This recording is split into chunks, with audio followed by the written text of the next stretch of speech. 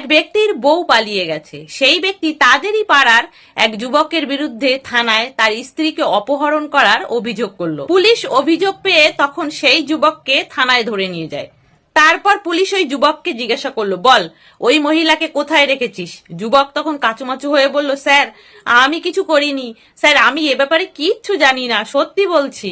Police গম্ভীর ভাবে বলল যে এক্ষুনি বল, না হলে কিন্তু এক্ষুনি তোকে লকআপে ঢুকিয়ে 3rd ডিগ্রি দেব। ছেলেটি তখন বলল, স্যার এখান থেকে 15 কিলোমিটার দক্ষিণে গেলে 3টে নারকেল গাছ আছে, সেই নারকেল গাছ থেকে 6 কিলোমিটার পশ্চিমে গেলে 3টে রাস্তা পাবেন। পুলিশ তখন বলল, তাহলে কোন রাস্তায় যাব? ছেলেটি বলল, স্যার প্রথম রাস্তায় যাবেন না, দ্বিতীয় রাস্তাতেও যাবেন না। পুলিশ তখন বলল, ও তাহলে তৃতীয় রাস্তায় যাব? ছেলেটি বললেন, না স্যার তৃতীয় রাস্তায়ও যাবেন না, সেখান থেকে আরো 1 কিলোমিটার ভেতরে যাবেন, গিয়ে দেখবেন একটা পাকা বাড়ি। পুলিশ বলল, ও তাহলে ওই বাড়িতেই ওই বউটাকে লুকিয়ে রেখেছিস তাই তো?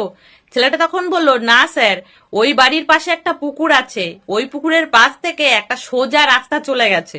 পুলিশ বলল, তারপর? ছেলেটা তখন বলল, ওই ছোট রাস্তা দিয়ে সোজা চলে গেলে একটা কাঁচা বাড়ি পাবেন।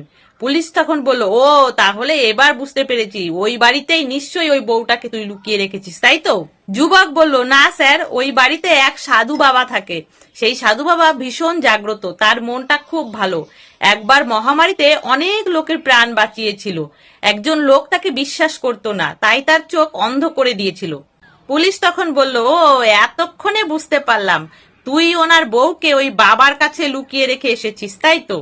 ছেলেটি তখন কাচুমাচু করে বলল, না স্যার আমি ওই বাবার কসম খেয়েই বলছি, আমি ওনার বউকে অপহরণ করিনি স্যার। তাহলে বন্ধুরা, ছোট্ট একটা মজার গল্প, যদি ভালো লাগে তাহলে প্লিজ লাইক করে দিও, সাথে কমেন্টেও জানিও কেমন লাগলো। সকলে ভালো থেকো, সুস্থ থেকো।